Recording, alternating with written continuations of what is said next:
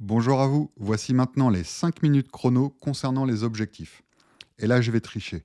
Je vais faire 2 vidéos car pas possible en 5 minutes d'être clair et précis. Dans cette vidéo, nous allons voir de quoi est composé un objectif et quelles sont ses caractéristiques. Et pour faire simple, un objectif, c'est un peu l'équivalent des lunettes pour quelqu'un de myope comme moi. Partez du principe que sans objectif, le boîtier, il est myope, presbyte, hypermétrope, astigmate. Bref, il ne voit rien. Mécaniquement, un objectif, c'est super complexe et c'est super fragile, donc on fait très attention. Concrètement, c'est un tube composé de plusieurs lentilles optiques qui permettent de faire passer la lumière vers le capteur photo. Il se fixe au boîtier grâce à la monture. Un objectif, c'est fragile, car les lentilles à l'intérieur, elles bougent pour faire la mise au point et le mécanisme est plutôt sensible. La mise au point, c'est l'action qui vise à rendre l'image nette. Et cette mise au point peut être manuelle ou automatique si l'objectif dispose du module électronique qui fait la mise au point automatiquement, comme sur cet objectif. Et forcément, c'est plus cher. Parmi les objectifs, on peut distinguer deux sous-familles, les objectifs fixes et les zooms. Les zooms vous permettent de zoomer ou dézoomer dans la scène à photographier, alors que les objectifs fixes ne le permettent pas. Avec un fixe, il vous faudra avancer physiquement ou reculer pour adapter le cadrage et les éléments à intégrer dans la scène. Les objectifs fixes ont cependant d'autres avantages que l'on verra plus tard. Mais pour comprendre les objectifs, il faut savoir décoder leur dénomination. Et c'est pas hyper simple. Prenons deux objectifs en exemple et intéressons-nous aux mentions apposées dessus. Vous retrouverez ces mentions sur la dénomination commerciale ou sur la boîte ou encore sur l'objectif lui-même. On va donc regarder de plus près l'objectif fixe Sony FE 50 mm f1.8 et l'objectif zoom Canon RF 24-105 mm f4 7.1 IS STM. C'était pas facile à dire. Allez, décodons d'abord ces premiers éléments. FE et RF sont les montures respectives de ces objectifs. Cela indique la compatibilité entre l'objectif et le boîtier. IS indique pour Canon le fait que l'objectif est stabilisé. STM indique pour Canon le type de motorisation de mise au point, sa rapidité. Allez, maintenant on va voir ce que veulent dire les chiffres. La première des caractéristiques des objectifs, c'est la focale. Elle est exprimée en millimètres. Scientifiquement, c'est la distance entre le centre optique de l'objectif et le capteur.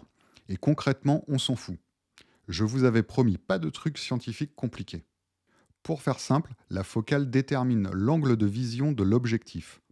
Plus le chiffre est petit, plus l'angle est grand. Ce sera donc un grand angle. C'est très pratique pour faire de la photo de paysage par exemple, pour pouvoir cadrer large et pour avoir le maximum d'éléments dans la photo. Plus le chiffre est élevé, plus l'angle est petit. Plus l'objectif permettra de voir loin comme une jumelle. C'est dans ce cas très pratique pour prendre un animal en photo sans devoir se rapprocher. Pour que vous ayez une référence, on considère qu'une focale de 50 mm est représentative de ce que voit l'œil humain. Voici maintenant un exemple de photo prise depuis le même endroit à des focales différentes. Vous voyez qu'avec une focale faible, on peut cadrer beaucoup d'éléments et que plus le chiffre augmente, plus l'angle se resserre et plus les éléments lointains sont gros. Cela dépend de ce que l'on veut faire comme photo.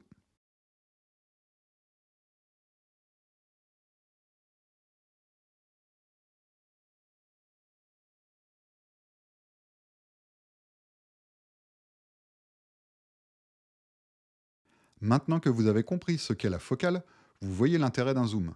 C'est d'avoir la possibilité de prendre plusieurs photos différentes, un plan large ou un plan plus resserré, le tout avec un seul objectif. Les objectifs fixes ont une seule mention de focale, donc un seul chiffre en millimètres, car ils ne peuvent pas zoomer, c'est logique. Les zooms, eux, ont deux chiffres, le minimum de la plage focale et le maximum de la plage focale. Bon, l'autre caractéristique d'un objectif, c'est son ouverture maximale. Nous verrons dans les basiques ce que cela représente. Retenez que c'est la capacité à laisser passer la lumière. Plus le chiffre est petit, plus l'objectif a la capacité d'être lumineux et plus il a une faible profondeur de champ. Dans notre exemple, Sony, l'ouverture maximale est f1.8. Il est donc très lumineux. Mais pour le Canon, c'est plus compliqué. Il y a deux chiffres, car c'est un zoom. Le RF 24-105 mm f4 7.1 veut dire que l'ouverture maximale à 24 mm sera f4 et que l'ouverture maximale à 105 mm sera f7.1.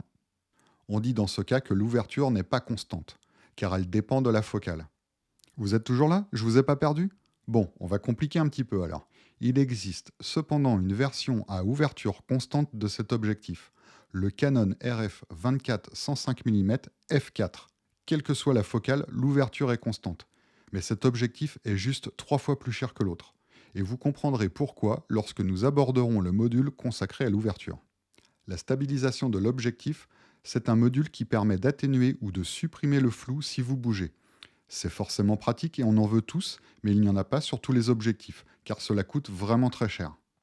En synthèse de ce premier module consacré aux objectifs, retenez que les objectifs fixes sont très souvent meilleurs que les zooms côté optique.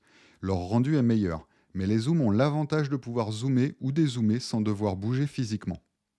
Une petite synthèse du côté des prix. Les objectifs avec mise au point automatique sont plus chers que les objectifs avec mise au point manuelle. Et les objectifs stabilisés sont plus chers que les non stabilisés. Enfin, plus les objectifs sont lumineux, plus ils sont chers. Voilà, j'en ai fini avec cette première partie concernant les objectifs. Je vous invite à consulter la fiche réflexe pour compléter ce premier volet, puis à me rejoindre sur la deuxième vidéo consacrée aux objectifs. A tout de suite!